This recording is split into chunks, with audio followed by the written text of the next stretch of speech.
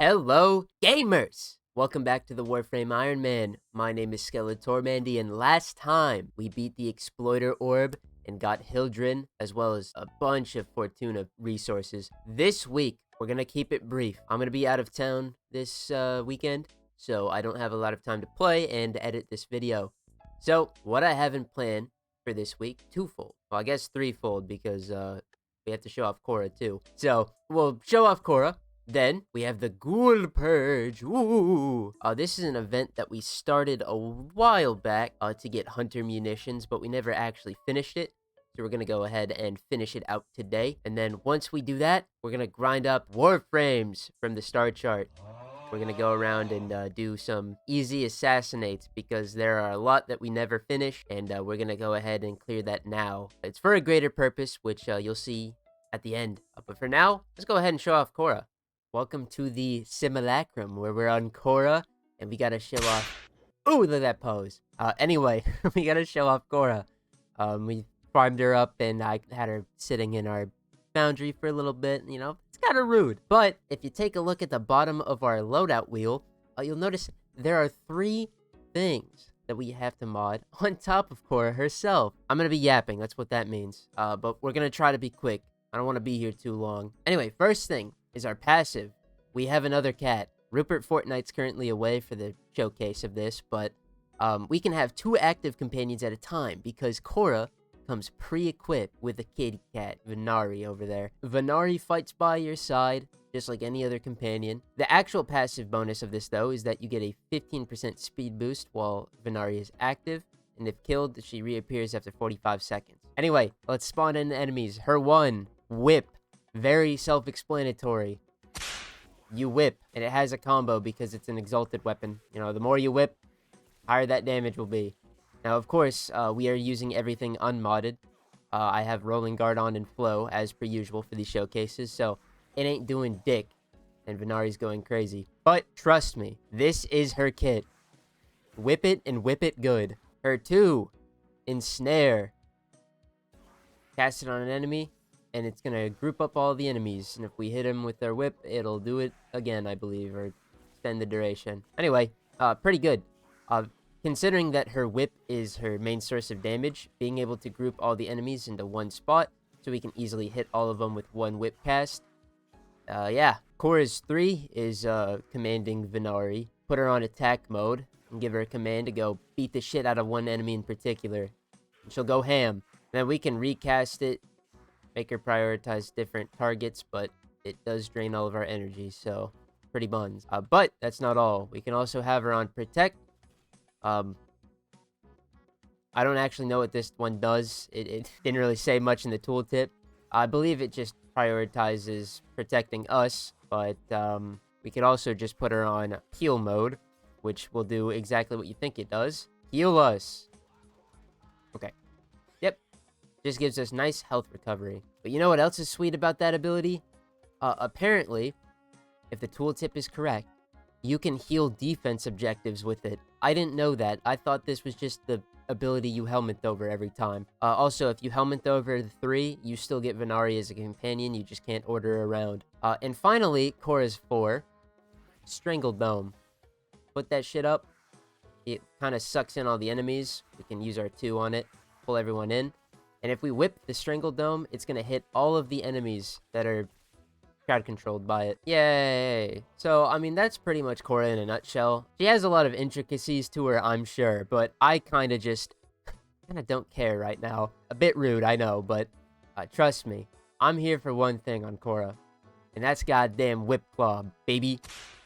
Which, let's show off what we cooked for that. Exalted Weapon, I have it on Electricity.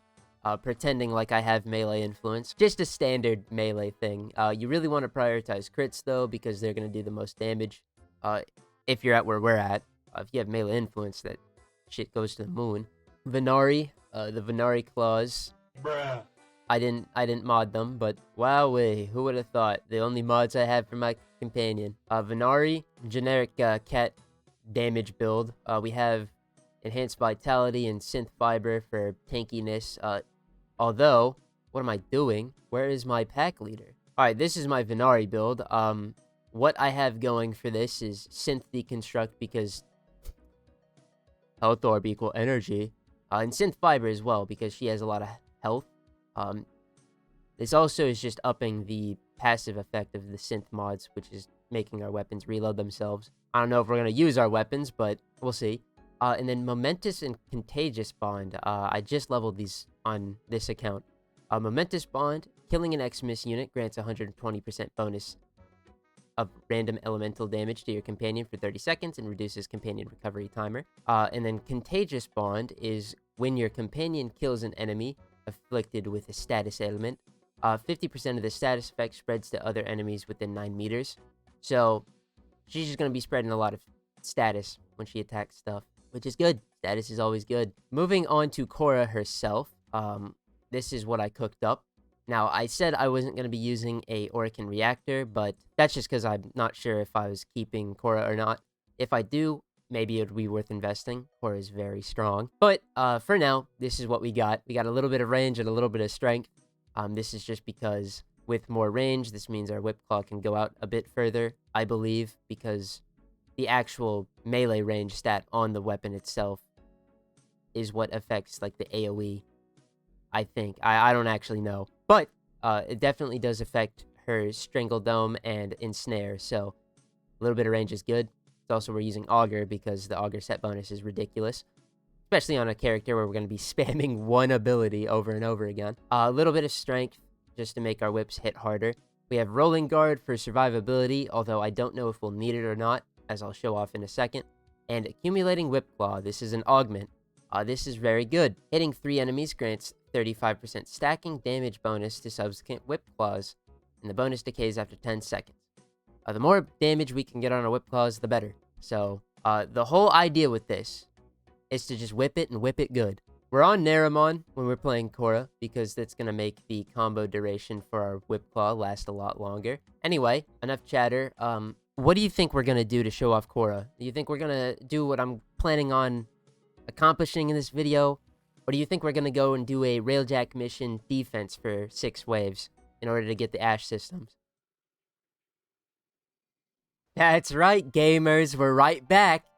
Oh boy, I'm so excited. I fucking love this mission. We better get the Ash systems this time. What I really want to show off, if anything I could, of Khora, I want to show off that healing on the defense target. I just want to see it firsthand. It interests me. Alright, enemies aren't coming to this. This is a really bad showing. Okay, here we go. Health damage. Alright, I can't tell if she's healing the objective or if it was just healing because it wasn't taking damage. This sucks. Never mind. I thought this would be cool, but I think it's a infuse over the 3 moment still. I like the grouping on the 2. I guess we can show that off to the best of our abilities. Oh, you know what? This also is a terrible spot to showcase this character. Because I could get energy from Xmas units because they drop energy orbs and health orbs up the wazoo. But they don't spawn here. I was thinking, you know, perfect defense-oriented character, it would work out. It just didn't. This is absolutely my fault. But, hey, it is what it is. Anyway, let's see what we get. These awesome rewards. And we'll be back. Alright, great. That's fantastic. No, I didn't want the Ash systems. I would never. I just love coming here to, what is this, Endless Expanse or some stupid shit? I think this is like the dumbest thing I've just not been able to get ever. Because, to put this in perspective, Ash systems have a like 13% drop chance from this. And I'm probably not 10 rotations in on odds in this specifically, but they also drop in the survival. And I did plenty of that to get the fucking ambassador. I'm actually angry. Dude, we shouldn't be that far into the video and I'm already fucking angry at something that makes no sense. I'm sorry. I'm sorry. I want my Ash systems. I love this game. God damn, it's so fun. Khora, yeah, we've stopped using your abilities because I'm too impatient to let my 2 companions... Yeah, actually, we can slap Venari on attack. Maybe she'll slap things up. I'm just too impatient to make them attack things so that I can get synth deconstruct to proc. Because they have to attack the enemies first in order to spawn a health orb. I just don't give a shit, bro. Realistically, these railjack missions are so ass. I'm trying to get in and out of here quickly. Anyway, I'm gonna stop talking so that we can get this done faster, and we will back when I get the ash systems for sure, 100% guaranteed. No money back. 12 seconds later. This place sucks so much ass. We are in Cetus because the Ghoul Purge is back. Ooh. We do need the final hunter mod from this first tier, but what we're after is the stubba. And why we're looking for the stubba is because it is going to be master rank, baby.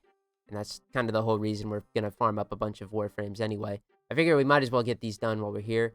Moving on to the harder bounty, we want Hunter Synergy. This is giving our primary weapon crit chance to our companion. Pretty swaggy if we use something like the Dread that has a high base crit chance. Even though our companion absolutely does not need any more crit because they hit 50% and that's all we care about for that sweet tenacious spawn value, baby. But we also want the core attack. Again, mastery rank. It takes 5 neural sensors. That's evil. And Hunter Command, just to checklist all this. I've already shown these off, so I'm about to just get to cranking, and I'll be back when we get cool stuff. All right, well, this is a bit of a funny little gag. I've been here for 5 seconds. I got a tack and lug piece and a Tomcat piece. Not important. What I did get is the fucking stubba blueprint. Beautiful, amazing, superb. I hope we get the gold mod too. I don't even really know what to say. I came in, I conquered. On to the harder one. Alright, it took about 3 runs of the higher tier bounty, but we did it. We got the 2 hunter mods that we were missing, Synergy and Command, and we also got a rare drop, and by a rare I mean 2, Slicing Feathers. This is just dropped by the ghouls at a less than 1% drop chance. I think the highest is 0.37. Dance mod for war fans. We don't use those, but hey, cross that off the list. And then we also got the core tag. So we are done here. We can move on to what I actually wanted to do, which is we gotta get some Warframes. Get our Warframes up. So what I had in mind for our big Warframe grind is that we come in here to the navigation. Look at all of these planets. All of these planets that have assassinates that drop Warframes. Out of all of them, we only have done 3, I believe. We've gotten Rhino from Venus, Valkyr from Jupiter, and Nova from Europa. But that leaves a lot of Warframes to get grinded up. So today, I'm going to do it, with one exception. We haven't unlocked Mesa or Atlas, who are also assassinate bosses. So we're going to exclude those from this great adventure. We're also going to exclude Saren. The ultimate goal of this, which I will reveal at the end of the video, we do need a Saren component. Probably already know who it is now that I said that. But anyway, if you don't, stay tuned. We have that one Saren component. We were very lucky. And so I get to put that off. The reason I'm going to put off Saren, though, is just because there is a gaggle of mods that we have to farm up from Kayla to Thame. So I might as well just make that its own video. But without further ado, folks, we got a job to do. Montage time!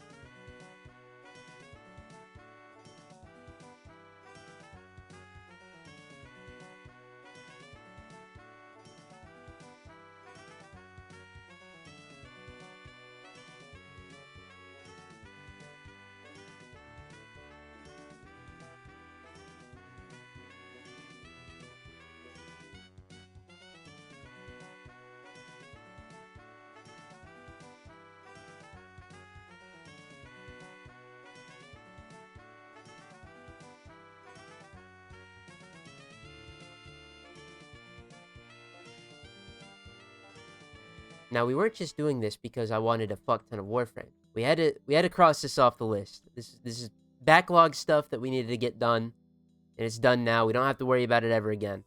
But there's a certain character that requires other characters, and that's what we did this for. So let's show that. Chroma. Now, Chroma requires different pieces from different characters. His helmet, you need Ember Neuroptics. His systems, you need Saren systems. His chassis, Frost chassis. And then the final component we need, Voltner optics, which, a bit of bad news on that one. So, I realized this a bit too late, but we did need to research the Voltner optics here in our Tenno lab. Unfortunately, it's going to be another day before they're finished, so I will have to come back and claim these, craft them, and then we can start crafting Chroma, but, it's just a matter of time. We have all the stuff we need for it, so, we'll just have to be patient. That being said, that's going to do it for this week's episode of the Warframe Iron Man. Hope you guys enjoyed. If you liked the video, leave a like. If you disliked it, you can do that too. And if you're new to this series, I have a playlist link below. If you enjoyed this episode and you want to catch up on all of the Iron Man videos, that's there for you. Otherwise, subscribe. I upload weekly every Tuesday at 1 p.m. for the Iron Man. My name's been Skeletormandee, and enjoy the old piece. It'll come out the day after this video, which, I think there should be some pretty good news for the Warframe Iron Man. This might be the first update we get to actually play the new content on the account, so that should be fun. But I'll see you when I see you. Bye-bye.